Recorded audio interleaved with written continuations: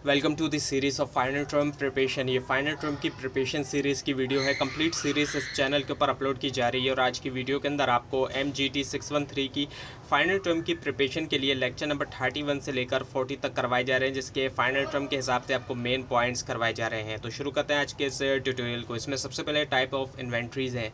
Inventory ज़ाहिर बात है कई तरह की इन्वेंट्री होती है, कोई एक नहीं होती, बल्कि यहाँ पर आपको 5 कॉमन टाइप इसकी बताई जा रही हैं। तो सबसे पहले जो है वो रॉ मटेरियल और परचेज पार्ट होता है। जब जाहिर बात है कोई भी फैक्ट्री होती है तो वो रॉ मटेरियल जो है वो परचेज़ करती है, जैसे कि आयरन वगैरह को ख़रीदा जा रहा है अगर कोई गाड़ियों की फैक्ट्री है, और इसी तरह से पार्ट्स वगैरह को भी वो ख़रीदते हैं। उसके बाद फिर पार्शली कंप्लीटेड गुड्स होते हैं जिनको वर्क इन प्रोग्रेस या वर्क इन प्रोसेस भी कहा जाता है। जब काम शुरू हो चुका है लेकिन चीज़ कंप्लीट नहीं हुई है तो वर्क इन प्रोसेस या वर्क इन प्रोग्रेस होता है। उसके बाद जब चीज़ बन के तैयार हो जाती है तो फिनिश गुड्स के अंदर आ जाता है। जैसे कि गाड़ी बन चुकी है तो अब वो फिनिश गुड्स के अंदर आ जाएगा, और उसमें ज़ाहिर बात है मैन्युफैक्चरिंग फर्म में होगा तो ज़ाहिर बात है सामान होगा, और अगर मैन्युफैक्चरिंग फर्म नहीं है तो वहाँ पर मर्चेंडाइज वगैरह होगी।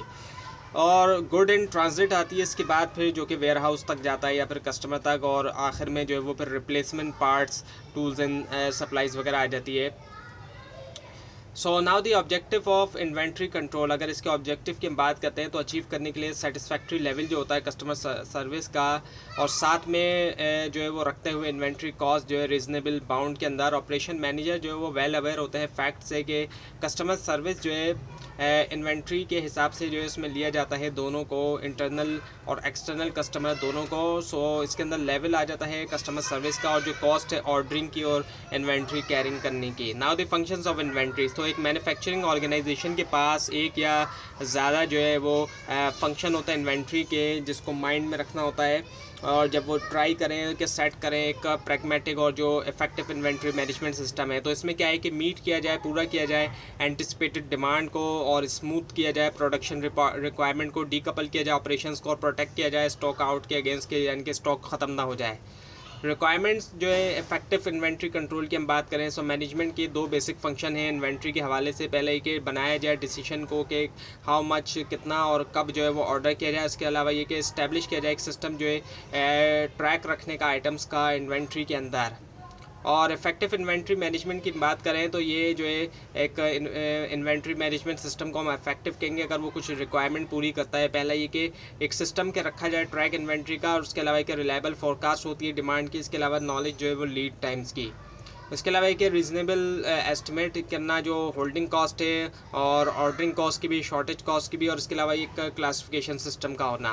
Now the inventory counting system. तो इसके अंदर पीरियोडिक सिस्टम और परपेचुअल आ जाता है। पीरियोडिक सिस्टम में क्या होता है कि फिजिकल काउंट किया जाता है आइटम्स का पीरियोडिक इंटरवल के ऊपर। हर वक्त नहीं किया जाएगा, यहाँ पर सिर्फ क्या होगा पीरियोडिक इंटरवल के ऊपर जो है वो फिजिकल काउंट किया जाएगा। जबकि परपेचुअल इन्वेंट्री सिस्टम में कंटिन्यूअल होता है, एक ऐसा सिस्टम जो कि रखता है ट्रैक जो है रिमूवल जो होता है इन्वेंट्री से कंटिन्यूसली तौर पर। यहाँ पे कंटिन्यूसली तौर पे किया जाता है, ना कि ज़ाहिर बात है पीरियड के इंटरवल्स के ऊपर, जबकि पीरियोडिक सिस्टम में पीरियड के इंटरवल्स के ऊपर किया जाता है। अब 2 बिन सिस्टम की हम बात करें तो इसके अंदर क्या है कि 2 कंटेनर्स होते हैं इन्वेंट्री के। रीऑर्डर किया जाए जब पहला एम्प्टी हो, यानी कि ये कंसीडर किया जा रहा है कि 2 इन्वेंट्री के इन 2 कंटेनर हैं इन्वेंट्री के, और रीऑर्डर तब करेंगे जब पहला एम्प्टी हो जाता है। यूनिवर्सल बार कोड की बात करें तो ये जो है जाहिर बात है इसको प्रिंट किया जाता है एक लेवल के ऊपर, जिसके अंदर इंफॉर्मेशन जो है होती है आइटम के बारे में, जिसके साथ इसको अटैच किया जाता है। उसके बाद फिर की इन्वेंट्री टर्म्स, कुछ जो टर्म्स हैं, टर्मिनोलॉजीज़ हैं की इन्वेंट्री के हवाले से। पहला है कि लीड टाइम। अब लीड टाइम जो होता है टाइम इंटरवल होता है ऑर्डरिंग के दरमियान और जो रिसीव करना ऑर्डर को, उसको हम लीड टाइम कहते हैं। होल्डिंग कॉस्ट जो कैरिंग कॉस्ट होती है, तो ये एक ऐसी कॉस्ट होती है कैरी करने की एक आइटम को इन्वेंट्री के अंदर for a length of time. Usually तौर पे होता है क्या है कि 1 साल के लिए ऐसा होता है। ऑर्डरिंग कॉस्ट की हम बात करते हैं, सो कॉस्ट होती है ऑर्डर करने की और रिसीव करने की इन्वेंट्री। शॉर्टेज कॉस्ट से मुराद कॉस्ट आती है जब डिमांड सप्लाई से ज़्यादा हो गई, तो तब शॉर्टेज कॉस्ट फेस करना पड़ती है क्योंकि शॉर्टेज हो जाती है सप्लाई की।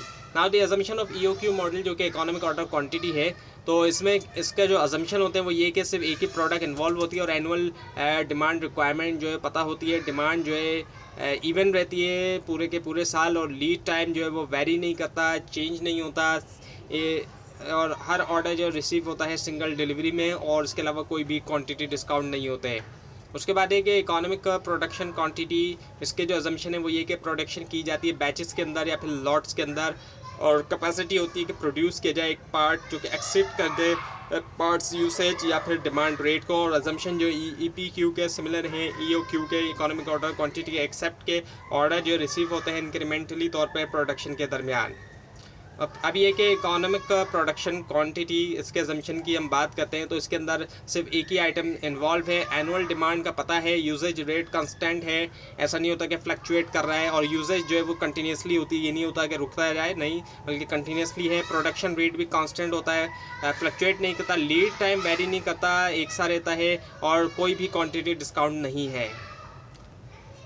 फाइनल पॉइंट्स जो है इकोनॉमिक प्रोडक्शन क्वांटिटी मॉडल के, जो बेसिक EOQ मॉडल एज्यूम करता है कि हर ऑर्डर जो डिलीवर किया जाता है सेम पॉइंट के ऊपर टाइम में, और अगर फर्म जो है वो प्रोड्यूसर और यूज़र है, प्रैक्टिकल एग्जांपल इंडिकेट करती है कि इन्वेंट्री से रिप्लेनिश हो जाती है वक्त के साथ, और ना कि इंस्टेंट होती है, ऐसा नहीं होता। और अगर यूजेज और प्रोडक्शन रेट्स इक्वल होते हैं तो कोई भी बिल्डअप नहीं होता इन्वेंट्री का। रीऑर्डर पॉइंट की बात करें तो जब क्वांटिटी ऑन हैंड जो एक आइटम की ड्रॉप हो जाती है इस अमाउंट तक, तो आइटम को रीऑर्डर किया जाता है। सेफ्टी स्टॉक की बात की जाए तो ऐसा स्टॉक जिसको एक्सेस में रखा जाता है एक्सपेक्टेड डिमांड, यानी कि जो एक्सपेक्टेड डिमांड है उससे ज़्यादा रखा जाता है। क्यों? क्योंकि वेरिएबल डिमांड रेट की वजह से या फिर लीड टाइम की वजह से। सर्विस लेवल की बात की जाए तो प्रोबेबिलिटी के डिमांड जो है वो एक्सीड नहीं करेगी सप्लाई जो है लीड टाइम के दरमियान। ना दी डिटर्मिनेंट्स ऑफ रीऑर्डर पॉइंट, जो डिटर्मिनेंट्स है रीऑर्डर पॉइंट वो क्या है कि एक तो रेट ऑफ डिमांड है, इसके अलावा लीड टाइम है, स्टॉक आउट रिस्क है तो उसमें सेफ्टी स्टॉक है, और इसके अलावा डिमांड या फिर जो लीड टाइम की वेरिएबिलिटी है, वेरिएबिलिटी यानी कि चेंज होना। और फिर फिक्स ऑर्डर इंटरवल मॉडल की हम बात करें तो ऑर्डर को रखा जाता है फिक्स टाइम इंटरवल के ऊपर, और जो ऑर्डर क्वांटिटी होती है नेक्स्ट इंटरवल के लिए सप्लायर जो इनकरेज कर सकते हैं फिक्स इंटरवल, और जो है वो रिक्वायर करता है सिर्फ ये जो है पीरियोडिक चेक्स जो इन्वेंट्री लेवल के लिए, और रिस्क होता है स्टॉक आउट होने का, स्टॉक ख़त्म हो जाने का भी रिस्क होता है। सो मटेरियल रिक्वायरमेंट प्लानिंग की हम बात करें so computer based information system है जो कि ट्रांसलेट करता है मास्टर स्केड्यूल रिक्वायरमेंट्स जो है एंड आइटम्स के लिए टाइम फेज रिक्वायरमेंट के अंदर सब असेंबलीज के लिए, कंपोनेंट्स के लिए, और जो रॉ मटेरियल्स हैं। इंडिपेंडेंट और डिपेंडेंट डिमांड की हम बात करें, डिपेंडेंट डिमांड की हम बात करें तो डिमांड होती है आइटम्स के लिए जो कि सब असेंबलीज या कंपोनेंट पार्ट होते हैं जो कि यूज़ होते हैं प्रोडक्शन के अंदर फिनिश गुड्स की। और जब इंडिपेंडेंट डिमांड जो है वो पता चल जाती है तो डिपेंडेंट डिमांड का पता लगाया जा सकता है। कम्युलेटिव लीड टाइम की बात करते हैं तो जो सम है लीड टाइम का जो कि सिक्वेंशियल फेसेस जो एक प्रोसेस के रिक्वायर करते हैं, और ऑर्डरिंग से लेकर पार्ट्स की या रॉ मटेरियल की कंप्लीशन तक फाइनल असेंबली की। सो MRP के इनपुट की हम बात करें अगर तो इसके जो है वो 3 इनपुट हैं। पहला ये कि मास्टर स्केड्यूल प्लान है, इसके अलावा जो बिल है मटेरियल का, और इन्वेंट्री का जो रिकॉर्ड है। सो मास्टर स्केड्यूल की हम बात करें सो वन ऑफ दी 3 जो प्राइमरी इनपुट है MRP में, ये बताते हैं कि कौन सा एंड आइटम जो है वो प्रोड्यूस हो जब वो जो है ज़रूरी हैं और किस क्वांटिटी में। और कम्युलेटिव लीड टाइम की बात करें तो जो सम है लीड टाइम का जो कि सिक्वेंशियल फेसेस एक प्रोसेस के रिक्वायर करते हैं ऑर्डर करने से लेकर पार्ट्स या रॉ मटेरियल के कंप्लीशन तक फाइनल असेंबली के। और बिल ऑफ मटेरियल की हम बात करें so one of the primary जो इनपुट है MRP का एक लिस्टिंग है तमाम जितने भी मटेरियल रॉ मटेरियल हैं, पार्ट्स है, सब असेंबलीज है और असेंबलीज है जो कि ज़रूरी होती है प्रोड्यूस करने के लिए एक यूनिट प्रोडक्ट का। प्रोडक्ट स्ट्रक्चर ट्री की हम बात करें तो ये विजुअल तौर पर डिपिक्शन होती है, विजुअली दिखाया जाता है जो रिक्वायरमेंट होती है एक बिल ऑफ मटेरियल में, जहाँ पे तमाम कंपोनेंट्स जो होते हैं उनको लिस्ट किया जाता है लेवल्स के ज़रिए। और कम्युलेटिव लीड टाइम की बात करें तो सम होता है लीड टाइम का जो कि सिक्वेंशियल तौर पे फेज़ होता है प्रोसेस जो कि रिक्वायर होता है ऑर्डर से लेकर पार्ट्स या रॉ मटेरियल के और कंप्लीशन तक फाइनल असेंबली के। लॉट साइजिंग जो है वो क्या होता है कि इसके अंदर चूज़ किया जाता है लॉट की साइज़ को जब ऑर्डर किया जा रहा है प्रोडक्ट का या फिर प्रोडक्शन की जा रही है, बनाया जा रहा है। बेनिफिट ऑफ MRP की हम बात करते हैं तो लो लेवल होना इन प्रोसेस इन्वेंट्री का, एबिलिटी होना कि ट्रैक कर सके मटेरियल रिक्वायरमेंट को, और एबिलिटी होना कि एवेल्यूएट कर सके, एग्जामिन कर सके कैपेसिटी रिक्वायरमेंट को, और मीन्स होता है ये एलोकेट करने का production time. So material requirement planning जो है वो सॉफ्टवेयर एक होता है जिसका फोकस होता है प्रोडक्शन प्लानिंग के ऊपर, और जो इन्वेंट्री कंट्रोल सिस्टम है जिसको यूज़ करते हुए मैनेज किया जाता है मैन्युफैक्चरिंग प्रोसेस। कैपेसिटी प्लानिंग की बात करें सो कैपेसिटी रिक्वायरमेंट प्लानिंग जो है प्रोसेस है डिटरमाइन करने का short range capacity requirement. Load report की बात करें सो डिपार्टमेंट होता है वर्क सेंटर का जो कि रिपोर्ट देता है कि कंपेयर नॉन और जो एक्सपेक्टेड फ्यूचर रिक्वायरमेंट होती है प्रोजेक्टेड कैपेसिटी अवेलेबिलिटी के साथ। टाइम फेंसेस की बात करें तो सीरीज़ होती है टाइम इंटरवल की जिसके दरमियान ऑर्डर चेंजेस अलाउ या रिस्ट्रिक्टेड होते हैं। लॉर्ड रिपोर्ट की अगर हम बात करते हैं तो डिपार्टमेंट या जो वर्क सेंटर रिपोर्ट देते हैं कि कंपेयर नॉन और जो एक्सपेक्टेड फ्यूचर कैपेसिटी रिक्वायरमेंट है प्रोजेक्ट की कैपेसिटी अवेलेबिलिटी के साथ। तो ये डिपार्टमेंट या वर्क सेंटर रिपोर्ट होती है जो कि कंपेयर करती है, कंपैरिजन देती है हमें नॉन और जो एक्सपेक्टेड फ्यूचर कैपेसिटी रिक्वायरमेंट होती है उसको प्रोजेक्टेड कैपेसिटी जो अवेलेबिलिटी है उसके साथ। और मैन्युफैक्चरिंग रिसोर्स प्लानिंग की बात करें तो इसको डिफ़ाइन किया गया है और एक्सेप्ट किया गया है प्रोफेशनल्स की तरफ से एज अ मेथड के तौर पर इफेक्टिव प्लानिंग के लिए तमाम जो रिसोर्सेज हैं एक मैन्युफैक्चरिंग कंपनी के। और इंटरप्राइज रिसोर्स प्लानिंग की बात करें अक्सर कहलाया जाता है राइटफुल नेक्स्ट स्टेप जो है एक एवोल्यूशन के अंदर जो कि शुरू होता है एमपीआर के साथ और इवॉल्व होता है एमआरपी 2 के अंदर। और इंटीग्रेशन है, इंटीग्रेट किया जा रहा है फाइनेंस को, मैन्युफैक्चरिंग को, ह्यूमन रिसोर्स को एक सिंगल कंप्यूटर सिस्टम के ऊपर। जस्ट इन टाइम प्रोडक्शन या लीन प्रोडक्शन सिस्टम जो है फोकस करता है एफिशिएंट डिलीवरी के ऊपर प्रोडक्ट या सर्विसेज की। नाउ दी JIT और लीन प्रोडक्शन फीचर यानी कि जिसको जस्ट इन टाइम कहते हैं, सो एलिमिनेट करने से वेस्ट क्वालिटी को इम्प्रूव ज़ाहिर बातें किया जाता है और प्रोडक्शन टाइम में भी कमी आती है, कॉस्ट में भी कमी आती है। सो पुल प्रोडक्शन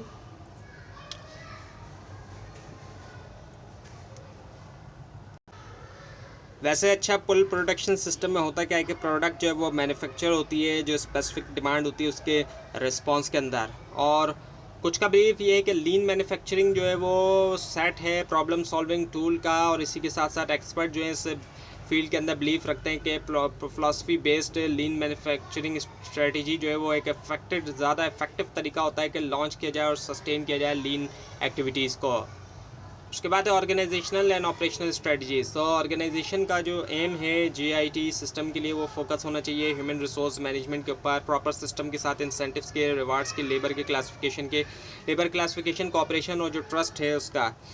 ऑर्गेनाइजेशन को कंसंट्रेट करना चाहिए जो इफेक्टिव मैनेजमेंट होती है इन्वेंट्री की, परचेजिंग की, लॉजिस्टिक की और स्केजुलिंग की। और ऑर्गेनाइजेशन को डेवलप करना चाहिए एक डिमांड बेस्ड सिस्टम ताकि उससे क्या होगा कि बहुत कम वेस्ट जो है वो जनरेट होगा, मैनेजमेंट होगी अच्छी हाई क्वालिटी की, स्मॉल लॉट साइज़ होंगे, अच्छी क्वालिटी होगी, स्टैंडर्डाइज कंपोनेंट होंगे, वर्क मेथड को इंश्योर किया जाएगा। सो लीन या JIT सिस्टम जो इफेक्टिव होते हैं तभी जब उनको डिज़ाइन किया जाता है प्रोड्यूस करने के लिए, डिलीवर करने के लिए राइट प्रोडक्ट या फिर राइट सर्विस राइट क्वांटिटी के अंदर।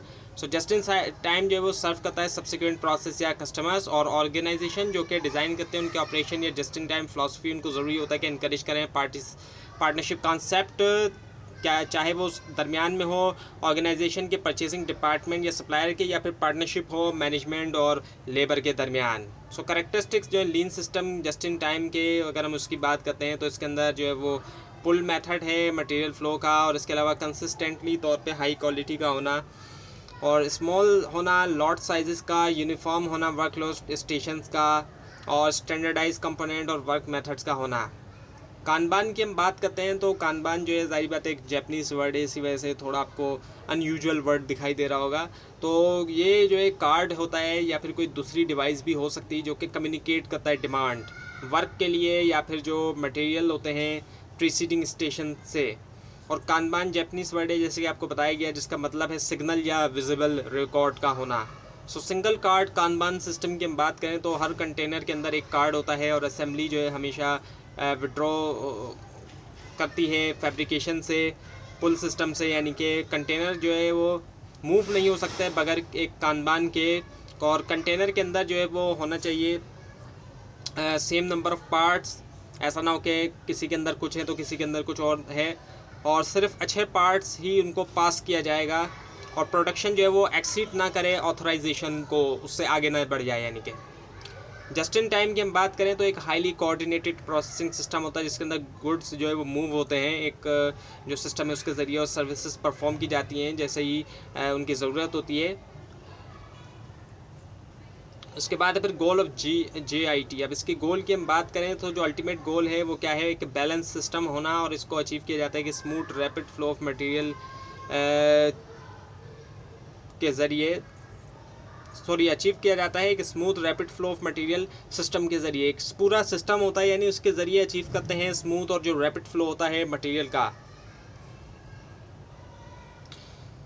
JIT यानी कि जस्ट इन टाइम के जो बिल्डिंग ब्लॉक्स हैं उसके अंदर क्या क्या आ जाता है, एक तो प्रोडक्ट डिज़ाइन आ जाता है, प्रोसेस का डिज़ाइन भी आता है, पर्सनल या ऑर्गेनाइजेशनल एलिमेंट्स आते हैं, पर्सनल स्टाफ को भी कहते हैं, और मैन्युफैक्चरिंग प्लानिंग और कंट्रोल है। इसके अलावा लीन प्रोडक्शन सिस्टम जो कि बेस करता है 2 फिलॉसफीज़ पे। पहली चीज़ तो एलिमिनेट कर दिया जाए वेस्ट को ख़त्म कर दिया जाए, और लोगों को भी रिस्पेक्ट दी जाए। यानी कि अब जो लोग हैं ज़ाहिर बात है एम्प्लॉयज़ वगैरह भी, उनको भी रिस्पेक्ट दी जाए, उनका भी ज़ाहिर बात है रोल है, और उनके बगैर तो ज़ाहिर बात है पॉसिबल ही नहीं है किसी भी फैक्ट्री का चलना। उसके बाद है ट्रेडिशनल सप्लायर नेटवर्क। ऑर्गेनाइजेशन जो है वो बनाती है उसके सप्लायर को कि वो कॉम्पीट करें एक दूसरे के अगेंस्ट, और सप्लायर भी जो है वो क्या कर सकते हैं, सप्लाई कर सकते हैं सेम कंपोनेंट या रॉ मटेरियल ऑर्गेनाइजेशन के कॉम्पिटिटर को भी, और इसी वजह से वो ऑर्गेनाइजेशन के बिज़नेस को भी हार्म कर रहे हैं क्योंकि वो कॉम्पिटिटर को भी सप्लायर कर रहे हैं। और इसी वजह से ऑर्गेनाइजेशन जो है क्या करती है, वेस्ट करती है रिसोर्स, और बहुत सा टाइम लूज़ करती है उसके सप्लायर को के वजह से। सप्लायर जो एंड में अब्जॉर्व करते हैं पुअर ऑर्डर प्लेसमेंट ऑर्गेनाइजेशन की तरफ से, और होल्ड नेटवर्क जो है फेस करता है स्लगिशनेस या फिर इनर्शिया। JIT इन सर्विसेज की हम बात करें तो क्या किया जाता है, एलिमिनेट कर दिया जाता है डिस्ट्रप्शन को, सिस्टम को फ्लेक्सिबल बनाया जाता है, रिड्यूस किया जाता है सेटअप और लीड टाइम, वेस्ट को ख़त्म किया जाता है, प्रोसेस को सिंपल किया जाता है। JIT 2 की हम बात करें तो एक सप्लायर रिप्रेजेंटेटिव वर्क करता है राइट जो है कंपनी के प्लान के अंदर, जो कि मेक श्योर करता है कि अप्रोप्राइट सप्लाई होनी चाहिए ऑन हैंड। बेनिफिट्स जो है जस्ट इन टाइम सिस्टम के, इससे क्या फ़ायदे होते हैं कि इन्वेंट्री लेवल कम हो जाता है, क्वालिटी हाई होती है, फ्लेक्सिबिलिटी होती है, लीड टाइम में कमी आती है, प्रोडक्टिविटी के अंदर इजाफा देखने में आता है। लॉजिस्टिक्स की हम बात करते हैं तो जो गोल है लॉजिस्टिक वर्क का वो ये कि मैनेज किया जाए कंप्लीशन जो है प्रोजेक्ट लाइफ साइकिल की, सप्लाई चेन और जो रिजल्टेंट एफिशिएंसीज़ हैं। और अक्सर जो है लॉजिस्टिक के लिए टर्म जो है वो होती है एज आर्ट और साइंस के तौर पे, जिसके ज़रिए मैनेज किया जाता है और कंट्रोल किया जाता है flow of goods, energy, information और जो दूसरे रिसोर्सेज है जैसे कि प्रोडक्ट, सर्विस, पीपल। इंपॉर्टेंट जो करेक्टरिस्टिक्स है लॉजिस्टिक की, इसमें क्या है कि मूवमेंट होती है with in the facility, bar coding होती है इसमें, इनकमिंग और आउटगोइंग शिपमेंट होती है, EDI है, इलेक्ट्रॉनिक डेटा इंटरचेंज, डिस्ट्रीब्यूशन है, और JIT डिलीवरीज है। डिस्ट्रीब्यूशन रिक्वायरमेंट प्लानिंग की हम बात करें, एक ऐसा सिस्टम होता है इन्वेंट्री मैनेजमेंट का, ये सिस्टम है एक्चुअली इन्वेंट्री मैनेजमेंट का भी और डिस्ट्रीब्यूशन प्लानिंग का भी, और ये एक्सटेंड करता है, बढ़ाता है MRP 2 के कॉन्सेप्ट को। इलेक्ट्रॉनिक डेटा इंटरचेंज की बात करें तो डायरेक्ट ट्रांसमिशन होती है इंटर ऑर्गेनाइजेशनल ट्रांजेक्शन की। कंप्यूटर टू कंप्यूटर भी होता है जिसमें शामिल ये होता है कि परचेज़ किया जाता है ऑर्डर्स को, शिपिंग नोटिस होते हैं, डेट या क्रेडिट मेमोज होते हैं, डेबिट या credit memos. Electronic data interchange की बात करें तो ये देता है ऑर्गेनाइजेशन को कुछ बेनिफिट और एडवांटेज, ये कि इंक्रीज़ होना प्रोडक्टिविटी का, पेपर वर्क के अंदर कमी आना, लीड टाइम और इन्वेंट्री रिडक्शन होना, फैसिलिटेशन होना जस्ट इन टाइम सिस्टम, इसके अलावा इलेक्ट्रॉनिक ट्रांसफ़र ऑफ फंड होना। कंज्यूमर एफिशिएंट कंज्यूमर रिस्पांस की बात करें तो ये एक सप्लाई चेन इनिशिएटिव स्पेसिफिक है जो कि इंडस्ट्री के हवाले से, फूड इंडस्ट्री के हवाले से, और ये रिफ्लेक्ट करता है कि कंपनी की एफर्ट ताकि अचीव करने के लिए क्विक रिस्पांस यूज़ करते हुए EDI और बार कोड। ई कॉमर्स की बात करें तो इसमें यूज़ किया जाता है इलेक्ट्रॉनिक टेक्नोलॉजी ताकि फैसिलिटेट किया जाए बिजनेस ट्रांजेक्शन्स। आप देखते हैं कि ई कॉमर्स वेबसाइट के ऊपर क्या होता है कि ट्रांजेक्शन होती है, ख़रीदो फरोख्त होती है ऑनलाइन। सक्सेसफुल सप्लाई चेन की अगर हम बात करते हैं तो इसमें क्या है कि ट्रस्ट होना ट्रेडिंग पार्टनर्स के दरमियान, जो लोग आपस में ट्रेड कर रहे हैं, ख़रीदो फरोख्त कर रहे हैं, उनका आपस में ज़ाहिर बात है ट्रस्ट होना चाहिए, कम्युनिकेशन इफेक्टिव हो, जो बात कही जा रही है वो समझी भी जा सके, ज़ाहिर बात है ऐसा ना हो कि बताई कुछ और जा रही है समझ कुछ और रहे उसको। सप्लाई चेन की विजिबिलिटी का होना, इवेंट मैनेजमेंट की कैपेबिलिटी होना, और ये एबिलिटी होना कि डिफेक्ट डिटेक्ट करें और रिस्पॉन्ड दें जो भी अनप्लान्ड इवेंट हैं, जो कि ऐसे इवेंट आए थे जिनको प्लान नहीं किया, अनप्लान्ड है, और परफॉर्मेंस मैट्रिक्स भी आ जाता है। और CPFR जो है एक एक्रोनिम है, शॉर्ट फॉर्म है first letter of the phrase इन उसमें जो है क्या है, कोलैबोरेटिव प्लानिंग फोरकास्टिंग रिप्लेनिशमेंट, तो इसी की एक्रोनिम है ये। फोकस जो होता है इन्फॉर्मेशन शेयरिंग के ऊपर होता है ट्रेड पार्टनर्स के दरमियान, और फोरकास्ट किया जा सकता है फ्रोज़न को, और फिर जो है कन्वर्ट किया जा सकता है शिपिंग प्लानिंग में, एलिमिनेट किया जाता है typical order processing.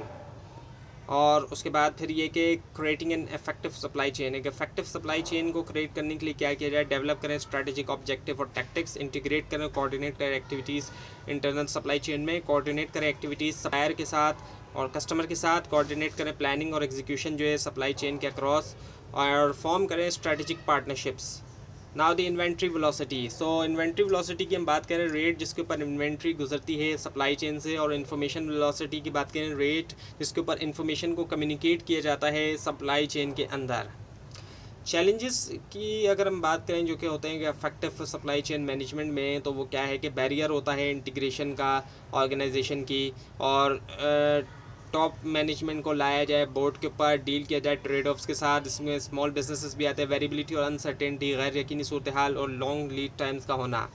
Supplier partnerships की हम बात करें तो आइडियल होते हैं सप्लायर्स से, उससे क्या हो सकता है कि इम्प्रूव हो सकती है कॉम्पिटिटिवनेस, रिड्यूस होती है cost of making the purchase, जो प्रोडक्ट को परचेज़ करने की जो कॉस्ट है उसमें कमी आती है, इन रेवेन्यू इनकम में इजाफा होता है, परफॉर्मेंस में भी ज़ाहिर बात है बेहतर होती है। क्रिटिकल इश्यूज़ कुछ हैं, टेक्नोलॉजी मैनेजमेंट आती है, बेनिफिट भी होते हैं, रिस्क भी होता है, और टेक्नोलॉजी के ज़ाहिर बात है बेनिफिट्स भी हैं, रिस्क भी है। स्ट्रेटजी इंपॉर्टेंस की बात करें तो उसके अंदर क्वालिटी भी आ जाती है, कॉस्ट आती है, एजिलिटी आ जाती है। एजिलिटी का मतलब ये होता है कि ऐसी एबिलिटी कि क्विकली मूव किया जाए और ईजिली, और कस्टमर सर्विस आ जाती है जिसमें कॉम्पिटिटिव एडवांटेज, एक एज होना कॉम्पिटिटर्स के ऊपर। Now the operations strategy, operation strategy की बात करें तो सप्लाई चेन मैनेजमेंट जो है वो क्रिएट करता है वैल्यू जो है चेंजेस के ज़रिए टाइम के अंदर लोकेशन में और जो क्वांटिटी है, और सप्लाई चेन मैनेजमेंट क्रिएट करता है कॉम्पिटिटिव एडवांटेज, इंटीग्रेट करते हुए और स्ट्रीमलाइन करते हुए जो डाइवर्स रेंज है एक्टिविटीज़ की, जिसमें शामिल है परचेजिंग, इंटरनल इन्वेंट्री, ट्रांसफर और फिजिकल डिस्ट्रीब्यूशन। तो ये थी आज की वीडियो। आपको इस बारे में कोई क्वेश्चन है, खासतौर पर इसमें कोई मिस्टेक दिखाई दे, ज़रूर हाईलाइट कीजिए, और इस पूरी सीरीज़ को देखने के लिए और फाइनल टर्म एग्जाम्स की प्रिपरेशन के लिए इस चैनल को सब्सक्राइब कीजिए, बेल आइकन के ऊपर क्लिक कीजिए। Thanks for watching this video and best of luck for your exams.